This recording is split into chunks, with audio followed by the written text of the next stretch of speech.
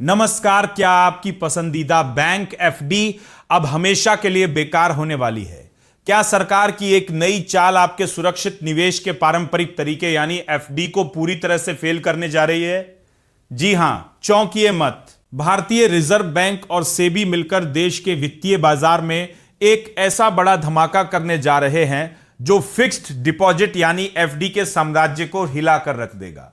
अगर आप भी आंखें मूंद कर बैंक एफडी में पैसा लगाते हैं तो रुकिए और सरकार के इस नए मास्टर स्ट्रोक को ध्यान से समझिए। अब तक आपने सिर्फ शेयरों और म्यूचुअल फंड्स की डिजिटल खरीद बिक्री देखी है, लेकिन अब सेबी और आरबीआई की पेनी नजर सीधे देश के बॉन्ड मार्केट पर है। सरकार एक बेहद क्रांतिकारी पायलट प्रोजेक्ट पर काम कर रही है जिसे बॉन्ड टोकनाइजेशन कहा जाता है। आसान शब्दों में कहें तो किसी बॉन्ड की ओनरशिप और उससे जुड़ी पूरी जानकारी को एक डिजिटल टोकन के रूप में शेयर्ड लेजर यानी साझा बही खाते पर दर्ज किया जाएगा।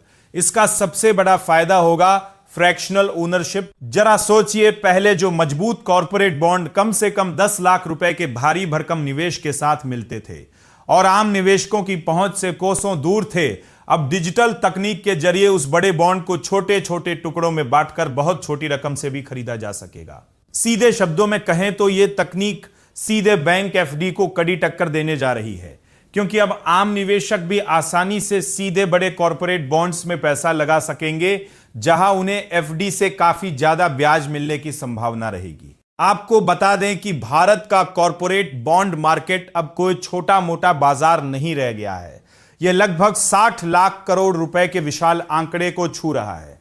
बीते वित्त वर्ष यानी 2026 में ही कंपनियों ने इस बाजार से करीब 9 लाख करोड़ रुपए जुटाए हैं। आज के समय में जहां बैंक एफडी में आपको महज 7% के आसपास कूपन या ब्याज दर मिलती है, वहीं दूसरी तरफ high quality short term corporate bonds में करीब 7.5 से 9% के आसपास रिटर्न मिल रहा है। जब आम निवेशकों को आसानी से बॉन्ड्स में ज्यादा रिटर्न मिलने लगेगा तो जाहिर है कि पारंपरिक एफडी की चमक फीकी पड़ने लगेगी।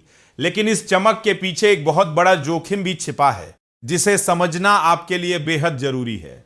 सरकार की यह तकनीक बॉन्ड को डिजिटल तो बना सकती है, लेकिन वह कंपनी के डूबने का खतरा खत्म नहीं कर सकती। ज्यादा ब्याज के लालच में अंधाधुंध पैसा लगाना कितना भारी पड़ सकता है, इसके हमारे पास बड़े उदाहरण है। डीएचएफएल का मामला याद कीजिए, जहां कुल कर्ज 92,404 करोड़ रुपए का था, जिसमें से अकेले बॉन्ड होल्डर्स का क्लेम 45,550 करोड़ रुपए था। इसी तरह IL&FS में 91,000 करोड़ रुपए और एसएल ग्रुप में 7,000 करोड़ रुपए का कर्ज संकट देखने को मिला। रिलायंस कैपिटल का मामला भी ऐसा ही था, जिसमें 26,887 करोड़ रुपए के कुल क्लेम में से 18,921 करोड़ रुपए का बॉन्ड डिफॉल्ट था। डीएचएफएल के मामले में तो insolvency and bankruptcy board of India के दस्तावेजों में करीब 90,000 करोड़ रुपए की पर्सनल गारंटी का जिक्र मिलता है। इसलिए सिर्फ 15% जैसे भारी रिटर्न के झांसे में आकर निवेश न करें। ज्यादा ब्याज हमेशा ज्यादा जोखिम का संकेत होता है। कॉर्पोरेट बॉन्ड में निवेश करते समय मुख्य रूप से 5 तरह के जोखिम होते हैं।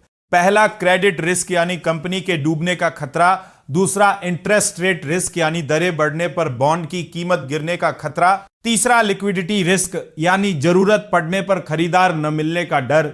चौथा, इन्वेस्टमेंट रिस्क और पांचवा, क्रेडिट रेटिंग डाउनग्रेड होने का रेटिंग रिस्क। इसके उलट बैंक एफडी में भले ही ब्याज थोड़ा कम हो, लेकिन वहां सुरक्षा की गारंटी है। बैंक डिपॉजिट इंश्योरेंस के तहत हर निवेशक को प्रति बैंक 5 लाख रुपए तक का सुरक्षा कवच मिलता है। आंकड़ों की माने तो 31 मार्च 2026 तक भारत के 97.4% डिपॉजिट अकाउंट्स पूरी तरह से इंश्योर्ड और सुरक्षित थे। कॉर्पोरेट बॉन्ड में ऐसी कोई सरकारी बीमा सुरक्षा नहीं मिलती। इसलिए अगर कोई आपको एफडी के 7% के मुकाबले बॉन्ड में 10% ब्याज का लालच दे तो आंखें बंद करके भरोसा मत कीजिए। पहले यह जरूर देखें कि बॉन्ड सुरक्षित है या असुरक्षित, उसकी रेटिंग क्या है और जरूरत पड़ने पर क्या आप उसे बेच पाएंगे। सेबी और आरबीआई का असली मकसद सिर्फ बॉन्ड को डिजिटल बनाना नहीं है, बल्कि एक ऐसा मजबूत और पारदर्शी बाजार खड़ा करना है जहां लेन देन आसान हो और ज्यादा से ज्यादा लोग इसका हिस्सा बन सके। अगर यह टोकनाइजेशन पूरी तरह सफल रहा तो कॉरपोरेट बॉन्ड्स भविष्य में एफडी के सामने एक बेहद मजबूत विकल्प बनकर जरूर खड़े हो जाएंगे। इस पूरे मुद्दे पर आपकी क्या राय है? क्या आप एफडी छोड़कर बॉन्ड्स में पैसा लगाना पसंद करेंगे? अपनी राय हमें कमेंट बॉक्स में लिखकर जरूर बताएं।